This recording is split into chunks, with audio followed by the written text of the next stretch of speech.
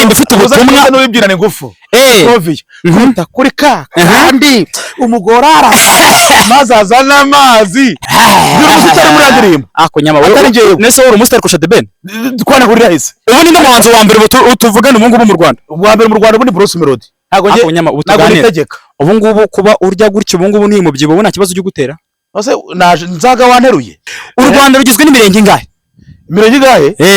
imirenge ni imirenge cyane utugari oya Badura murano umurengwe kandi umurenge usiga inzara no kuvuga ngo rore mwe na rimwe hose niba yarababaje n'abantu bavuka nabirirwa barira ubwo nyine narenzaho iki kintu bare mubwire Imana nzo bafite imyaka 53 kandi uko no kwikunda ntagara kwikunda udashaka kugira inama abandi bagenzi bamukorana muri uru ruganda kugira ngo batere intambwe nk'iteye ibyo bintu bifata nk'aro kwikunda nzofu ni wa muntu afite gukorera 100 mu gitondo ariko ni mugoroba nako avuze ko gukora gitondo ubona biterwa n'iki mugoroba akabata bifite nahoze mbona umugore wawe atwite ntagarabyara arya buri igeze ameza ngaho nzovu wamuzinze ndetse nabiswe n'ababyeyi uzabona amazina y'abanyamurenge mwana terekaho nitwa Mahombi Rubi Mana yakiza Placide urabanje n'umunyabyinshi kugira ngo byumve muri 63 nibwo twabonye nta kibazo iyi 32 ntago bihari gutunga umugore n'abantu bize byarabananiye n'abaseburi ko kabaze gushaka bafite za miliyari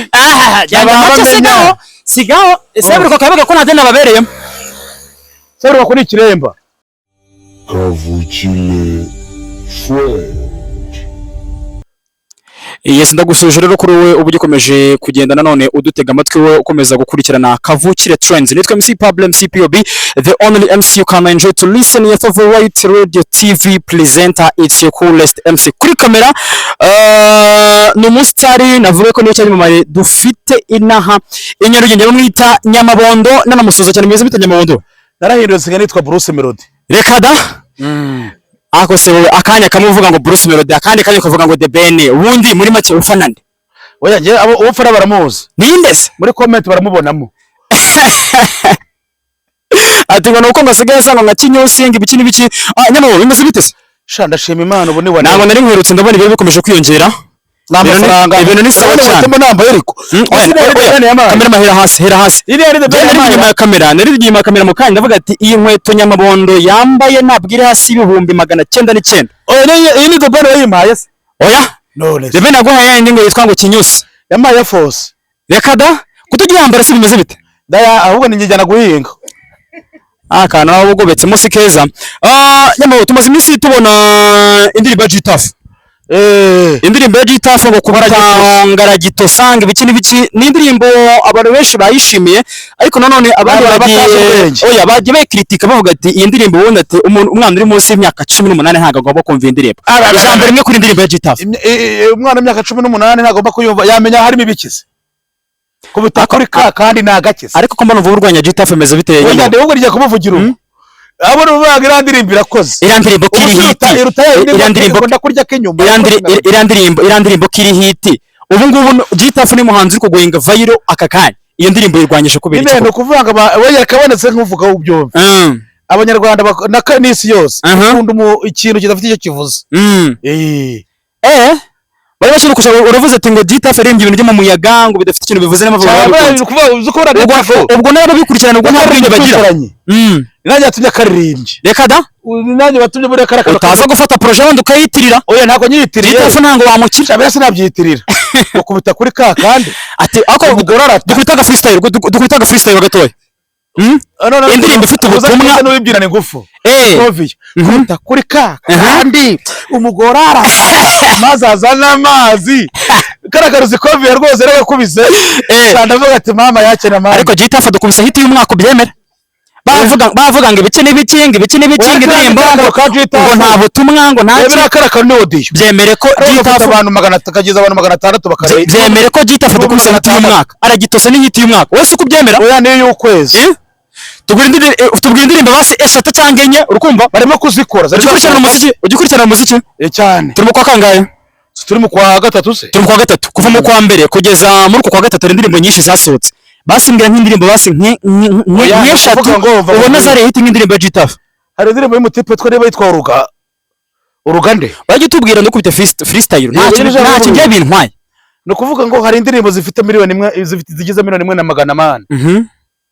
Ariko buriya tuve ku bya G-Tough amangane ariko wemere ko yakoze hit. Ariko Imana yarazihitiza zo kweza kayitizimya pompomo. None ikaze indabyo n'ubundi ndabari kuri zigeze zigena ntigeze zinamenyekana. Kandi ziri mu ndabo nizanye. Oya ahubwo wayiteye umwako. Wamuskoza kaje musitari mu ndabo. Warayiheneye. Nayene ngambwire umubwire. Oya nibyo niriya miliyoni yagize no kubera ngewe. Biri umusitari muri ndirimbo. Ako nyama wowe nese wowe umusitari kusha The Ben. Twana kurira hise.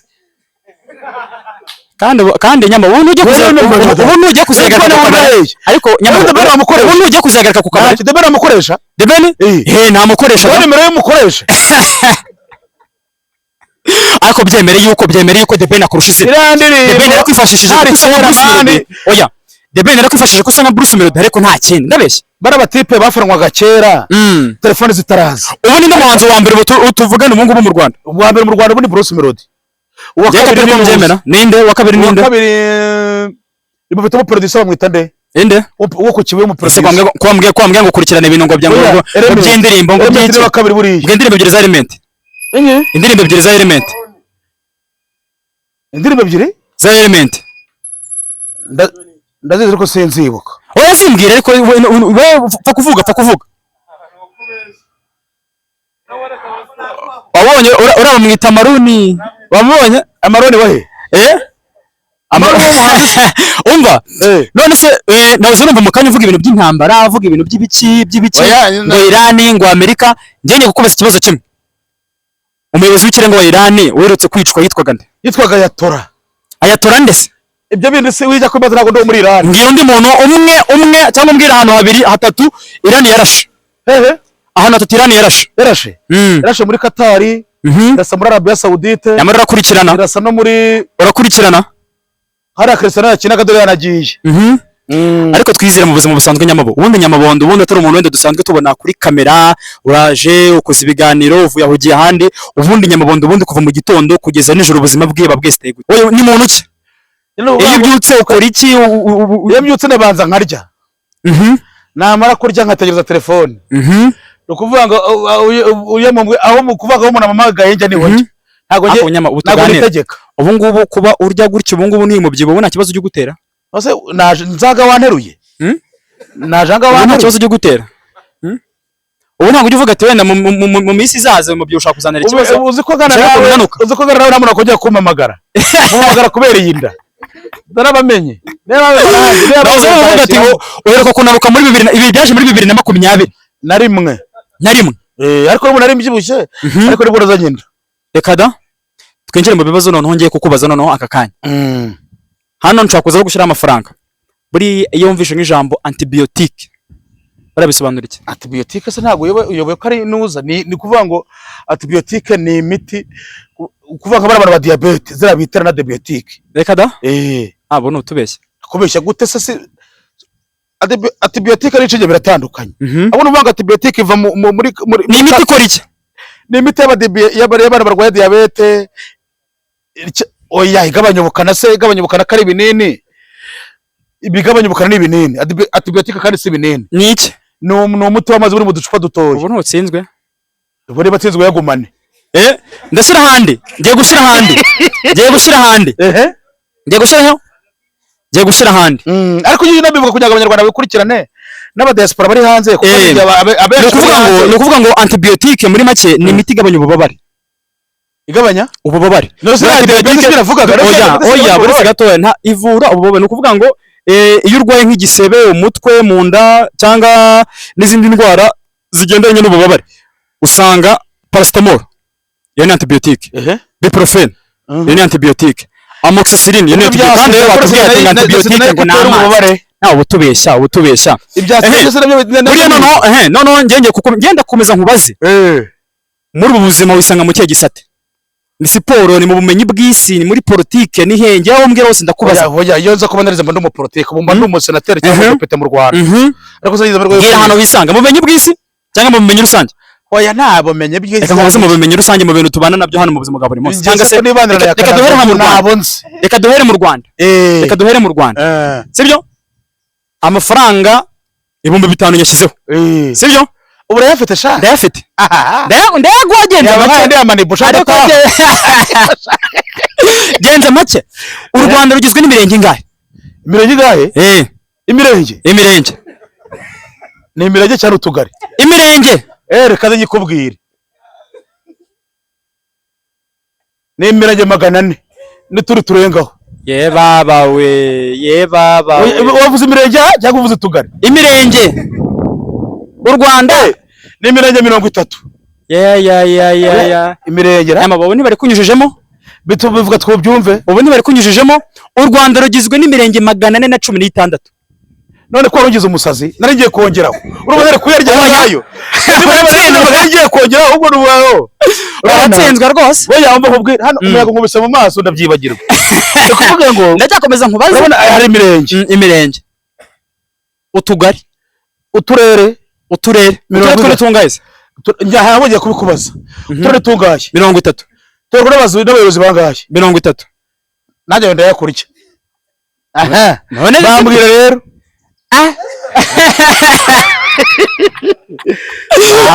urumva nanjye politike si ibintu byanjye ariko nyamabo byanze bikunze uri umuntu ukurikiranwa kandi n'umuntu ushobora kuba watanga inama ku banyarwanda. Mu minsi yashize ngira ngo Badura muramuzi.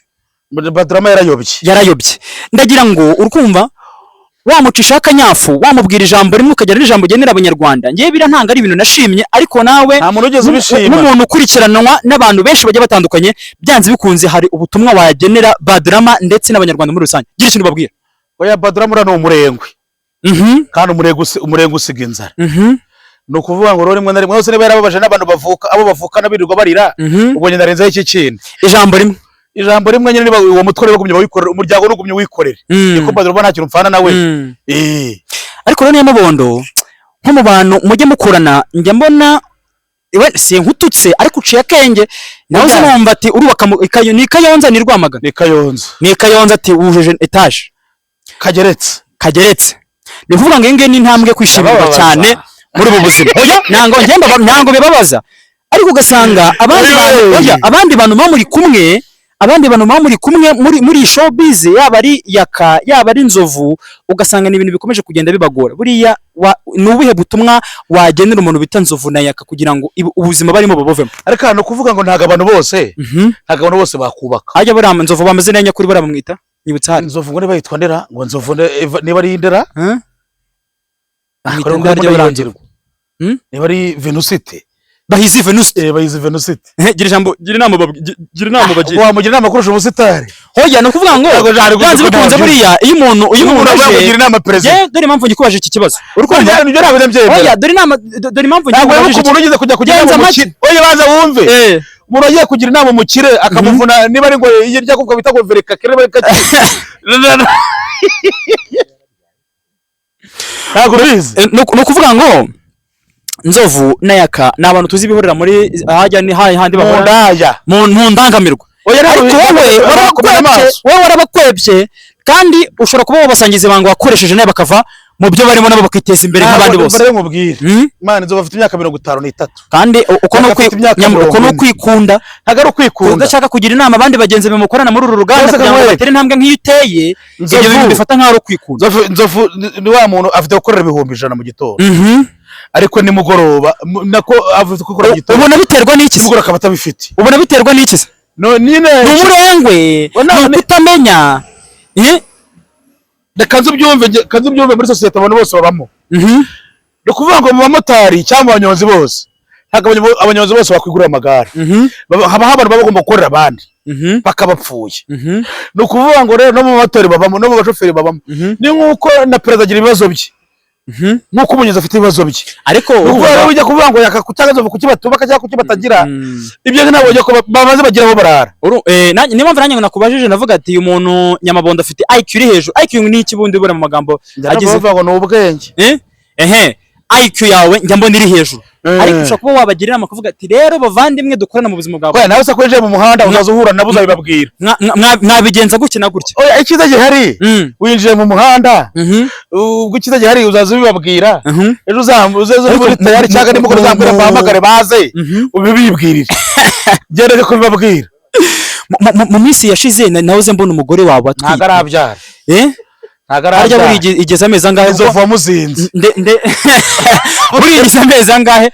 Kandi nyambona na Nzovu ati n'uterana uyu mwaka nanga aribwo bwa mbere mbyumvise. Oya? Twaje gusanga mu rutero mwaka twaramumenye twamwirukanye muri reyo. Niyo mpamvu urimo kwitwara neza. Buri inda ya madame igeze amezi angahe? Amezi se genda twite. Baza yanjye. Yaya sinyaza. Yeye baza ati ndagifite amezi angahe. Ko mbere ushaka utazayibyara? Numva kuri inyuma urimo kuvuga ngo ndabura imyaka 5 ngo mfe. Wowe ndabura imyaka 5 ngo mfe ni wowe bigena. Sinjye ubigena unyihanganira. N'ubu nanapfa. Oya sinjye ubigena rwose. Ariko urumva umubyibuho uteye inkeke pe. Ngerera hari ibintu bijya binyobera. Kuki abanyarwanda mukunda kuvunika?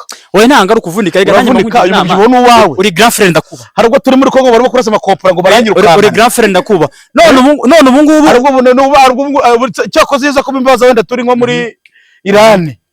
Abantu barimo kwirukanga. Ariko ibintu by'intambara urabyemera? Oya yagiye nkunda Amerika. Ati Amerika ati ngahantu hose ngo yahashanjije ati. Oya yagiye mba no kuvuga ngo ikintu nkundira Amerika. No kuvuga ngo yagiye ntabwo ijya imboga. Iyo uvuze ikintu aragikora. Harya buri Amerika. Hari ikintu cya Amerika muri iyo wemeye kuyoboka. Mu bicuti ni mawe. Harya buriya Amerika rasi iki muri Iran buriya batwibutsa? Bakibutsa badukurikira. Abayatora boya Amerika se ibeshya ko bafite ibyaha ariko bigiye kwiba. Abanyamerika n'abajura. N'abajura. Muri make barase. Kana yazaza nk'umujura. Niba urabona banakomeye. Oya amakuru. Bro bakurikira gahunda za Yesu. Amakuru yaracaga se. Bibiri ivuga ngo cyese kazaza nk'iki. Yazaza nk'igisambo, yazaza nk'umujura. Ariko buramira Bibiliya. Nifasha nyigisho nyine tu. Bitumura abana buramira Bibiliya. Je ko hari mirongo iba muri Bibiliya y'incanga, no kuvuga ngo rimwe na rimwe twebwe twishwa n'ababyeyi bacu batujyanaga gusenga. Cyane. Je ntabwo nagira umwana wanjye gusenga. Reka da. Wazijyane. Muri make bikwiye. Muri make baye gipinze. Nyine nose ujya gusega pastor akakubwira ngo nagize ikibazo cy'ibihumbi 100 ngo mubime. Waba uri mu Kristo ukavuga ati je mfite ikibazo nagize ikibazo cy'ibihumbi 200 akavuga ngo bagusengere. Ubwo zuru banye atari gipindi. Nanjye arutuntu muri Bibiliya wenda sinzi wene niba warayisomye ariko arutunanye nyansoma nanjye nkumva turancanga. Watubwira umurongo mu Bibiliya nawe ujye gucanga kajye nkubwira uwanjye. Jewe nkabura ubukwe bw'ikana Yesu ahindura amazi divayi umuntu warongowe ntango namumenye pe. Murabo ukana umuntu warongowe ntango namumenye. Muri mushiki wa Yesu. Yesu afite kubihindura buri mwene wabo ni mushiki. Tuzi yuko umusaza ari ikinege. Yesu afite abantu bavukana 12. Ariko buri watubwira impamvu umuntu nka 12 za Yesu nta mugore wabonetsemo. Uko bagira itiko. Ntabwo ari kubashobora kandi baragusha. Kandi agiye kukubyarira. Uyu muvuga nabi? Unde? Mugore wawe. Si babiri mu nshingano. Noze namuzanye kugira ngo njye mureba n'indabo. Namuze kugira ngo abyare. Siri kumwe rero na Nyamabone ariko Nyamabo ubundi wenda so kukwinjirira sibyo we nyinjirira nazo ziki cyanzanye ariko no kuvuga ngo buri hari n'abantu tajya bamenya amazina yawe ubundi Mana irakiza Placide Mana irakiza Placide niyo amazina wiswe n'ababyeyi uza ko amazina y'abanyamurenge amazina y'abanyamurenge mwana terekaho nitwa Mawombi Rubi Mana irakiza Placide urabanje n'umunyabyinshi umunyabyishi cyane abana ni hatari yazize ubuteka mitwe ikiza cyane gusa ko ramwe umuhanda muyirimo nabyo yabitubwira ko kwa mugana Nyamabone nibyo nazize nawe uzabizira umuhanda n'uburimo reka da cyane yes turi kumwe n'abana Nyamubondo ingiye cyari kavukire uracyita kavukire zashize mu bugize zirimuka urebe ukavukire bari bavuga ngo mufate twanyu mwimute nimwe muri kuza ko buravukiye he buriya niba ntakugoye je navukiye mu Ruhengeri ariko urabona Umunyamusanze urumva impamvu nagiye gutura Kayonza Kayonza harira ntago inzara yakwica bino bintu tumara igihe bizaranga kandi mu Ruhengeri ha ubwo Amerika irashe Trump byose mu gitera bavuga ngo ntago yituba yishaka nuvuga ngo urumva jewe kandi batajya kwihingira ngo ntutubeshye nge kanza harera kurusha bakaza bakajya bandagirira inka kandi tuzi ko mu Ruhengeri rero hano hambere hera ibirayi ariko no kuvuga ngo bura ntago kwera ntago hera ibitoki ariko Kayonza byose birahera kandi wemera ibitoki njye nikundira igitoki cyane bakita inyoroshya mabuno oyabye nyoroshya mabuno byari kera uze ko kera kubera umurengo bijoma babyitaga rugabire cyakora defense reka da ubuse ne babibuze twase mu bibazo byacu ndashiraho ibindi 5,000 ntashake cyehorera ndabiguha agose amafaranga n'inyatwara ndamoka genza make yewe nuko wasanze ari kuyangira hejuru birumvikana ariko ngewe ngiye kukubaza utubazo tubiri urukumva kandi tworoshye cyane Ministre w'ubuzima ninde Sanzimana Sabi urakoze cyane. Cya kabiri bazu yame ni bibiri bazu yama ni bibiri yego nayo bariya yo ni bibiri nabikubwiye amafaranga nagataha ni bibiri nabikubwiye sibyo. Yego bana ndakwemera bure IQ ya bibiri hejuru cyane. Ikibazo cya kabiri abarangiye kukujyana hera reka Nyamabondo hajya mbwe ko wisanga muki wisanga mu myidagaduro wisanga mu menyi bw'isi muri science wisanga uvuga wowe uzupfa gutura ngo twumve turaho harya buriya u Rwanda rwabonye ubwigenge ryari? U Rwanda rwabonye ubwigenge muri 37 wabyishe u Rwanda 33 wabyishe ntabwo nabyishe wabyishe gute u Rwanda rwabonye ubwigenge mu 1932 kuki wibeshya 33 kuki wibeshya akantu gato oya Nyamabondo ubu ugiye kuhagera 33 ubu ugiye kuhagera agari 32 ubu ugiye kuhagera oya ariko oya maze kutubwira muri comment ariko wabya comment shira kuri Google ariko mana y'isi nijoro shira kuri Google okay andikamo ko wize nayo ko wize menshi karame niko yes nende kubwira ati ibintu ubugiye kuhagera ariko kayituca ni muri 33 man ariko abantu bari hano mwaturebeye kuri Google muturebere u Rwanda rwabonye ubwigenge rya kugira ngo byumve yenza make cyo bita independence ariko buriya 33 harya buriya independence na liberation buriya bitandukanira he buriya liberation numvaga liberation conditionnelle kuri liberation nko kuvuga ngo ni nk'ikira ni nko kurekura ikintu kurekura reka da ni kuvuga ngo independence tuyizihiza ku itariki ya mbere z'ukwezi kwa karindwi urukumva noneho liberation tuyizize ku itariki enye z'ukwezi kwa karindwi buriya minsi buri bitandukanira he buriya minsi buri bitandukanira he no kuvuga ngo kugira ngo byumve muri 33 nibwo twabonye ubwigenge iyi 32 ntago bihari nyamara ni 32 Nyamabo ni 32 rwose ni 32 itariki ya mbere ubwo singa utsinze harya buriya iyo bavuga ko Habyarimana kuza kudata muri 33 ko nyamara Nyamabondo arakurikirana rwose harya buriya Nyamabo iyo bavuze feminine na masculine buriya wumva iki feminine na masculine buriya wumva iki ntago byo byiza wagerageza feminine na masculine buriya bitandukanira he hamwe ni mu Gifaransa ni mu Cyongereza wagerageza we ntago mbiza I don't know wagerageza cyabo ugiye horaye bujya kumfata feminine na masculine buriya bitandukanira he ntago mbiza tumaze iminsi rero tubona ubitwa Nzovu yambikanye n'urute Esther baratandukanye ntago bakibana buriya Esther buriya babagiriye inama kuko Nzovu n'umuntu umaze kugaragara ko arananiranye Nzovu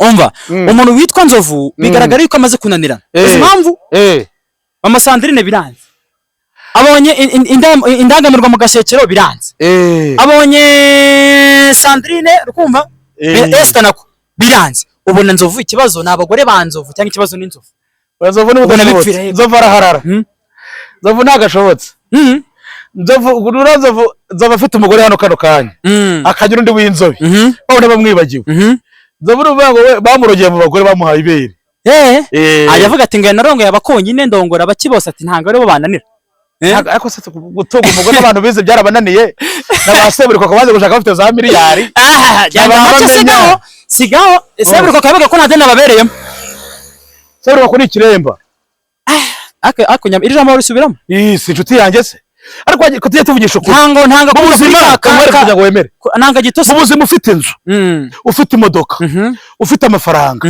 ubusherere iki kindi anakimwe so ukeneye umwana n'umugore anakimwe rero ngo tujye tuvugisha ukuri waba ufite inzu ukazana upfukasigara n'umuryango wawe n'abana ba mushiki wawe cyangwa abana bakibanyu utarabyaye kuvuga ngo bigoze byabenejeje gute dusoza ko bari badukurikiranye kuri Kavukire Trends tugiye kuvuga ikintu cyanyuma mu minsi yashize ntango ngenda tanya kubivuga umuntu bita Yaka n'umuntu bita Nzovu bakoshereje umuntu bita Manibu nibyo sibyo bakoze amakosa ariko Yaka mu kiganiro cy'ubundi yakoze yaravuze ati ngo nge nimbabazi nzasaba sinzi ngo nzazisabira iki wabwira iki Yaka wanga gusaba imbabazi kandi ariho hamuha umugati wa buri munsi urase nk'umwana ubinyeye kwibya nuko gusa babisha akazi none yakuvuga ngo ntazasaba imbabazi kuko inzovu twamaze kubona ko yasabye imbabazi sibyo azabireka yakusigaye wamugiriye inama ndabizi iki kiganiro araza kukireba wamugiriye inama arayireba kuki agira telefone se